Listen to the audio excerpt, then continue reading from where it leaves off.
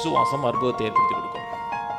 ரொம்ப கடினமான போவானா, உம்மால் கூடும் என்பதை நான் விசுவாசிக்கிறேன். என் பிரச்சனைகளை தீர்ப்பேன், போராட்டங்களை தீர்ப்பேன், என் கவலைகளை மாற்றுவேன், கண்ணீரை துடைப்பேன்னு நினைச்சீங்கன்னா அதான் ரிசல்ட்டை ஏற்படுத்தி கொடுக்கும்.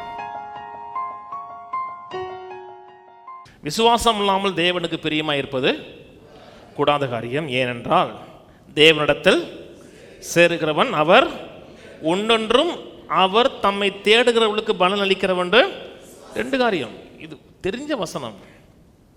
விசுவாசம் இல்லாமல் தேவனை பிரியப்படுத்தவே முடியாது. ஜெபம் இல்லாமல் தேவனை பிரியப்படுத்த முடியாது. ஜெபத்தில் விசுவாசம் இல்லைன்னா தேவன் அதில் பிரியப்பட மாட்டார். நீங்கள் சர்ச்சு லேண்டு வாங்குறதுக்கு 1.5 கோடி கொடுத்துருக்கலாம், விசுவாசம் இல்லாமல் கொடுத்தீங்கன்னா பிரியப்பட மாட்டார். நான் பிரியப்படுவேன், கர்த்தர் பிரியப்பட மாட்டார். ஆண்டவரே விதைக்கிறேன், இதை நான் அறுவடை எதிர்பார்க்குறேன்னா கர்த்தர் பிரியப்படுவார். விசுவாசம் இல்லாமல் செய்கிற எந்த ஒரு காரியத்தையும் கர்த்தர் பிரியப்பட மாட்டாருங்க. நான் சொன்னது புரியுதுங்களா? விசுவாசம் தான் கர்த்தரை பிரியப்படுத்துகிறது. அப்புறம் சொல்கிறாரு, விசுவாசம் இல்லாமல் தேவனுக்கு பிரியமாக இருப்பது. அப்போ விசுவாசம் இருந்துச்சுன்னா இம்பாசிபிளான காரியங்கள் பாசிபிளாக மாறிடும். ஏனென்றால் தேவனிடத்தில் சேருகிறவன் அவர். கர்த்தர் இருக்கிறாரா? இருக்கிறார். அதான் ஃபர்ஸ்ட் காரியமே. கர்த்தரை பார்த்தீங்களா? பார்க்கல. விசுவாசம் எப்பொழுதுமே அன்சீன் மண்டலத்தோடு டீல் பண்ணுறது, காணக்கூடாத காரியத்தோடு டீல் பண்ணுறது. காணக்கூடிய காரியம், பார்க்குற காரியம், கேட்குற காரியம், அதோட டீல் பண்ணுவதற்கு விசுவாசம் தேவையில்லை. நேச்சுரல் ரெமெடி போதும். சொன்னது புரியுதுங்களா? தேவன் ஒருவர் உண்டென்றும், தேவன் ஒருத்தர் இருக்கிறார், அவர் உண்டென்றும் தம்மை தேடுகிறவர்களுக்கு பலன் அளிக்கிறார். அவரை எவன் உண்மையாக முழு இருதயத்தோடு தேடுகிறானோ அவனுக்கு ரிவார்டு கொடுக்கிறார். தேவனே உம்மால் கூடும், உம்மால் கூடாத காரியம் ஒன்று இல்லைன்னு நான் விசுவாசிக்கிறேன். கவனிக்கிறீங்களா? நிறைய மக்கள் தேவனால் கூடும், தேவனை சுகமாக்க கூடும், அற்புதம் செய்யக்கூடும், எல்லாம் செய்யக்கூடும், இவங்க பார்ட்டை விட்டுருவாங்க. என்னுடைய பார்ட் என்ன? உம்மால் கூடும் என்பதை நான் விசுவாசிக்கிறேன். சந்தேகத்துக்கு அப்பாற்பட்டவத்தில் விசுவாசிக்கிறேன். என் பிரச்சனைகளை தீர்ப்பேன், போராட்டங்களை தீர்ப்பேன், என் கவலைகளை மாற்றுவேன், கண்ணீரை துடைப்பேன்னு நினச்சிங்கன்னா அதான் ரிசல்ட்டை ஏற்படுத்தி கொடுக்கும். கர்த்தருடைய கரம் நீளுதுங்க, அதே நேரத்தில் நம்முடைய கரமும் நீளணும். மத்தேயு, மார்க்கு, லூக்கா, யோவான் படிச்சு பாருங்க.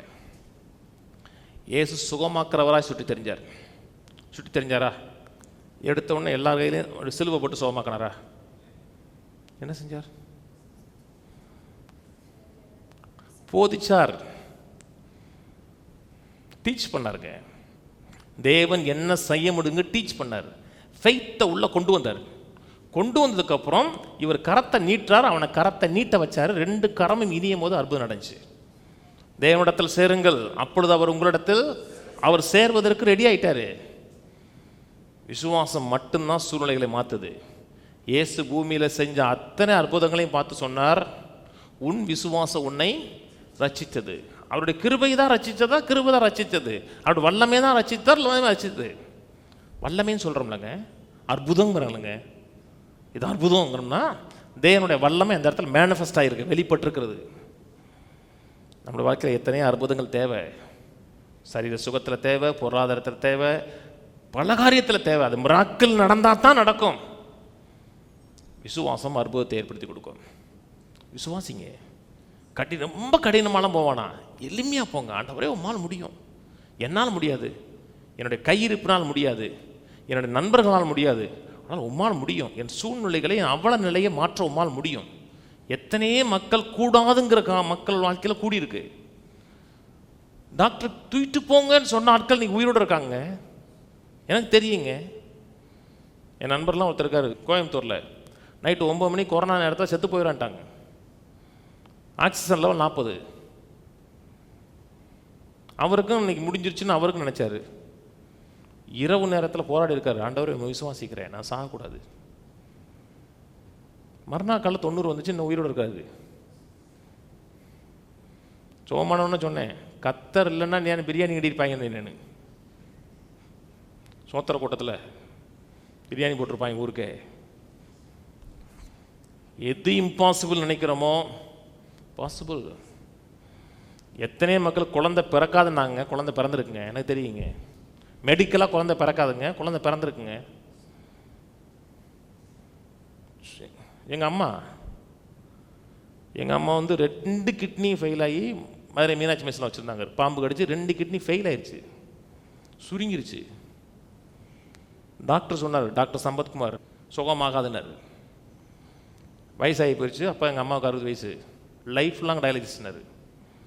30 நாள் கிட்னி வேலை செஞ்சு. அதுக்கப்புறம் எங்கள் அம்மா 20 வருஷம் இருந்தாங்க. ஆண்டவர், உண்மை விசுவாசிக்கிறேன், உண்மை நோக்கி பார்த்தார் ஒரு ஊரில் வெக்கப்படலை, நான் உண்மை நோக்கி பார்க்குறேன், வெக்கப்பட மாட்டேன்னு நான் நின்று. எங்கள் அம்மாவுக்கு அப்போ விசுவாசம் ஒன்றும் தெரியாது. உங்கள் குடும்பத்தில் யாருக்காவது நீங்கள் நிற்கலாங்க, வளர்ந்ததுக்கப்புறம் அவங்க வரணும். நான் சொன்னது புரியுதுங்களா? விசுவாசத்தினால சாத்தியம் இல்லாது சாத்தியமாகும், தேவனால் கூடுன்னு விசுவாசிங்க. கொஞ்சம் சந்தேகம் வந்துச்சுன்னா ஓப்பனாக பேசிடுங்க. ஆண்டவர் சந்தேகமாக இருக்கு ஆண்டவரே, மற்ற அடுத்தவங்கள்ட்ட சொல்லாதீங்க. ஊர் முழுக்க பேசுவாங்க, கத்தட்ட பேசுங்க. ஆண்டவர் சந்தேகமாக இருக்குது, என் அவிசுவாசம், நீங்கள் எனக்கு உதவி செய்யுங்கன்னா என்ன செய்யணும்னு சொல்லி கொடுப்பாரு. இதை செய், அதை செய், இப்படி செய், இப்படி செய்ன்னு சொல்லி கொடுப்பாரு. செஞ்சு பாருங்க, கத்தர் அதில் கனப்படுவார், கத்தர் மகிமைப்படுவார். ஊர் உலகத்துக்கே நான் விசுவாசத்தில் வாழுகிறேன்னு தெரியும்.